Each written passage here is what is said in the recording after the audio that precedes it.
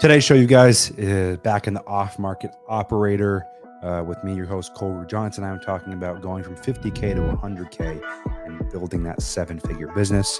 I talk statistics on the likelihood of people building these kind of companies. I talk profit margins. I talk about the big three that I consider when I'm going to scale a business to seven figures, which is something I've done several times now. And I really get into stuff I think is valuable and actionable as always. So without further ado, you guys, hope you enjoy the show, and let's get right into it. People don't fail at real estate because they suck. They fail because there's too many ways to succeed. That's why I suggest you focus on the most important skill in all of real estate, which is finding deals. I'm Ruud-Johnson, and in this podcast, I share the exact steps I've used to source 400 deals by age 24. This will allow you to do three things: control your deal flow, make unlimited income, and build your empire as an off-market operator. So today's show is a bit different, you guys. I'm kind of continuing the series of scaling, right? So last week I made the video on going from 0 to 50K a month and the 50K per month. And this week's primarily focused on going from 50K to 100K per month. So the main difference, you guys, when we look at going from 50K to 100K, that's different from 0K to 50K, is you start dealing with strategy a lot more. So 0 to 50K, you guys, is very much, and I talk about on a lot of these shows, when you're in your hustler stage, you're like baby entrepreneur stage. Most people eventually become an operator and then an architect that make it in business long term. And so the main piece to go from 0 to 50K a month, 50 to 100K per month consistently, so do $1 million or more per year in revenue at any business, but in this podcast, we're talking specifically about real estate companies, is understanding strategy. So again, from 0 to 50K, you can be knocking on doors, cold calling yourself, sending out text messages yourself, so doing door hangers, handwritten postcards, and you can get a deal a month that way. And that deal can be 20 to 50K a month. To do several deals a month consistently, you guys, you have to have strategy. And what I hit on people in my group, either my personal inner circle group or my different coaching groups that I do, what we talk about a lot of guys is focusing in real estate specifically on our bad months, not our good months. Our good months will take care of themselves. Our spikes in revenue, really, what we want to be focusing on is the bottom of the barrel, the bad months, and how do we grow our bottom line on the bad months, and let the top earning months take care of themselves when it comes to revenue. And so the way we do this is by implementing strategy. So this is when we want to start thinking about systems, processes, people, and tools. And there's really three or four things that are high output enough and low input enough for you to focus on as a business owner. We're talking about scaling 50K to 100K a month, creating $1 million a year business. When you guys look at the statistics on a $1 million seven-figure business, out of every 250 companies created, about 10 to 20 of those will go on to do $1 million or more per year in revenue. That's a small SBA, Small Business Administration fact percentage you can look up online. Okay, so that's seven figures, 10 to 20. So what is that? That comes out to about 3 to 5% of companies ever created will go on to do $1 million a year in revenue or more. Okay, $10 million a year. About 1 in 250 businesses will go on. So that's what, about 4.4% will go on to do $10 million a year or more in business revenue in a single year.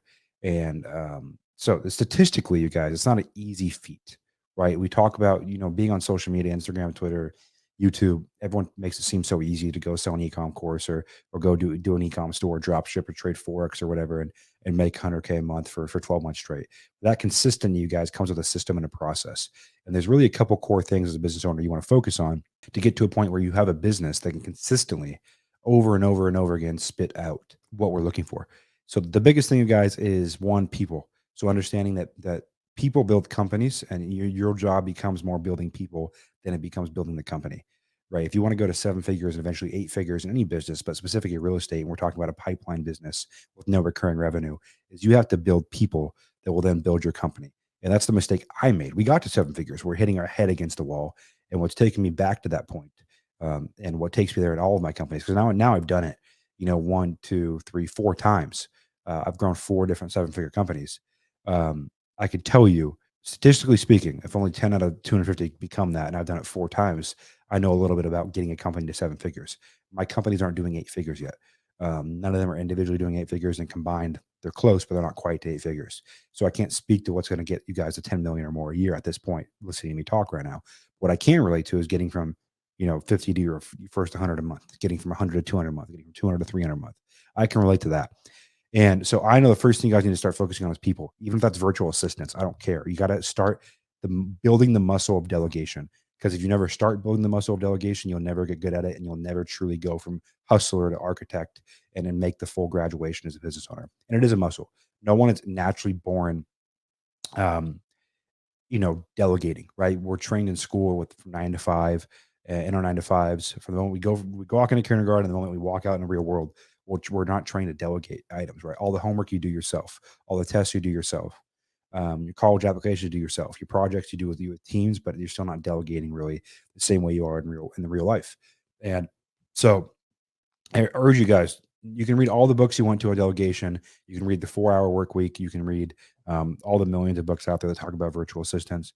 I'm going to tell you guys, it is a muscle. You're not going to hire one person and get be amazing at it. It's taken me a long time and a lot of hires to get really good at feeling out people and getting the right people in the right seats. And we've done that in our call center. For example, sorry, in all of our companies, but specifically in our call center, I've hired about 5 A+ people in the past really 6 weeks. And I can tell you guys, scale comes with people, the right people, because a bad hire can be detrimental. But you guys, a good strategy to do is divide your take home income by 8,000. So if you're making $50,000 a year take home from your business, that comes out to about $6.50 an hour. If you that you can hire out. If you're doing 200 grand a year take home from your business, you can do 20+ dollars an hour. You can start hiring really good people, and that's what's going to get you to scale. And that's a conservative metric. You guys can go more than that, less than that. It's all dependent on your profit margins. But to get to 50 to 100K a month, you guys consistently, really to 100K a month consistently, and to do it with good profit margins. Because a lot of people talk about, oh, I did 100K in a month. Yeah, you made 10 grand. It's better to do 50 grand and make 20 grand a month. So we want to talk about net margins, not gross margins. Gross margins, you guys, are what you're seeing people when they post HUD statements or they post flip profits on their Instagram stories or they post checks. What they're not taking into account that's gross margin. What they're not taking into account is employee costs, marketing costs, office costs, rent costs, partnership costs. And really what's left for that $100,000 a month might be 5, 10 grand. And I've been in that position over the years. I've been in that spot where you're crushing big months, but you're not making a lot of money. And profitable businesses are miserable. And it's my belief business owners don't scale into pain. And that's the main reason I think a lot of business owners don't scale the multiple 7 figures, 8 figures in any business, because it's painful, because you're not doing the stuff that you need to do as a responsible business owner, right? And that starts with delegation. That's a muscle you have to build. No one's going to build that for you. It comes with reps, and it comes with getting slapped in the face, and it comes with getting burnt and getting money stolen from you. That's the process of becoming a good delegator and a good hirer, manager, trainer. After process, after people, it comes processes and systems. And what is a process and a system? Okay, a system is a ecosystem of tools. It could be software as a subscription tools. It could be your SOPs in your company playbook. It could be video training, but it's an ecosystem of tools and processes that allow a task to happen over and over and over again without you. That's how I define a system. If I'm implementing a system in my business, what it's doing is solving a bottleneck where it's taking me out of that process. That's what a system is. And so after you get good at people, you have to be good at giving those people systems to do their work efficiently without you. And I'll give the analogy, guys, of kind of if you're running a restaurant business, right?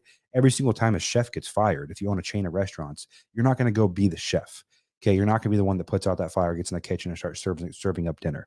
That's not you. And the people that most business owners do that, they forever get stuck in that.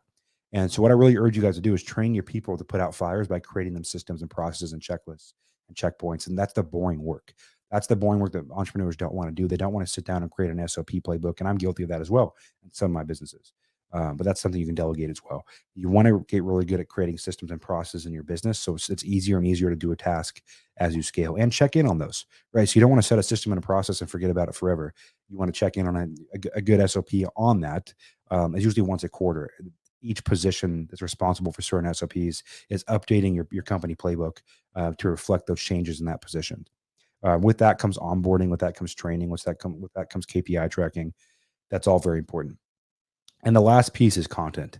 And content's very low input in relation to the output. If you make a training video for your team, they can watch that training video over and over and over again. And it takes you one time to make it, maybe 2 shots to make it. It gets edited, uploaded to your company playbook, and you're good. Same thing for creating content for your business for marketing purposes. You create one asset and it performs for you day in, day out, every single day, compounding. And those three things, you guys, are the things that are very low input in relation to output, right? People, you hire someone once and they show up and they work for you every single day.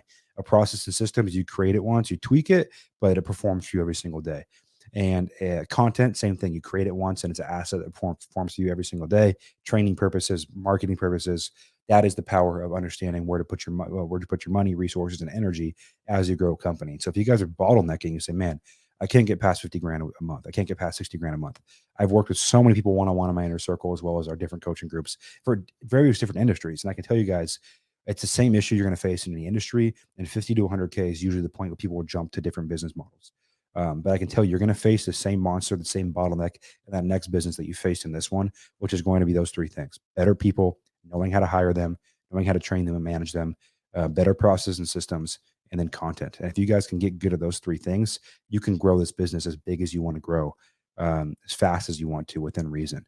And then I would say too, guys, just to cap those three things off, is pay attention to your profit margins. A lot of entrepreneurs don't, because they don't have a good business. Okay. But profit margins matter.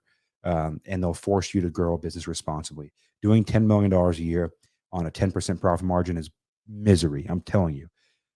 Doing $5 million a year and a 35% profit margin is a much more attractive business. So you guys really want to look at your bottom line. If you're doing 50 grand a month, but you're netting 50% of that and you don't mind the workload, and then you go to 100 grand a month, but you're only netting 10% of that. You want to look at bottom line profit, net margin, not gross margin. Again, all the stuff you see online is mostly gross margin. And so net margin at the end, what's actually going to people's pockets, isn't what it seems. And I can tell you guys that from experience. If I'm posting a 300K a month in a business, net to me on that's not going to be 300K. It's going to probably be in the range of 30 to 45% of that. In my opinion, that's a healthy business. 30 to 50% net margins is what I like to see, not gross margins or more. So I hope you guys enjoyed the show today. I really wanted to hit on stuff. I'd already hit on 0 to 50. I think 50 to 100K is actually more simple than 0 to 50. It just comes to strategy and doing the boring work. And that's the hard part. Showing up every single morning. You're no longer doing the sexy work. You're no longer the one that's on the phone closing leads yourself. You're no longer the one that's talking to buyers. You're no longer the one that's actually showing up to projects and doing the work. And that's the boring work. And that's where entrepreneurs get stuck, is they're so emotionally tied to their companies and the small wins. They forget the long-term vision and the strategy that has to come into play to get to the level they want to get. So you guys get used to being bored, ignore the chaos, keep your head down. And I hope the things that I talked about on the show were extremely valuable and actionable for you. Thank you guys for sticking around for a little longer than normal, guys. We're about 13 minutes here. We're normally between 8 and 12. But again, I really like this format. It helps me, compact thoughts and complex topics into a digestible format that you can listen to in one short car ride, walk, hike, whatever it is, workout. And that's my purpose of this. That was how I designed this show, was so you guys could get little things and actually implement them into your business, so you don't get on that kind of mental masturbation, knowledge porn game that a lot of people do, where they just constantly consume info and never take action. So urge you guys to take action. As always, please drop me a DM, a share in your story. It means the world to me to see people out there consuming this. I get a lot of positive messages in my DMs and across Twitter, Instagram, and email, and it moves me. It's valuable. And I want to continue to give good shows. If you have show ideas, if you have feedback for me, that is incredibly useful. I really appreciate that. And then, as always, I try to implement the feedback that I get to make the show better and better. So whether you listen on Spotify, Apple Music, YouTube, give me a subscribe, a comment, a like, and share it with a friend. And as always, you guys, you are only one deal away.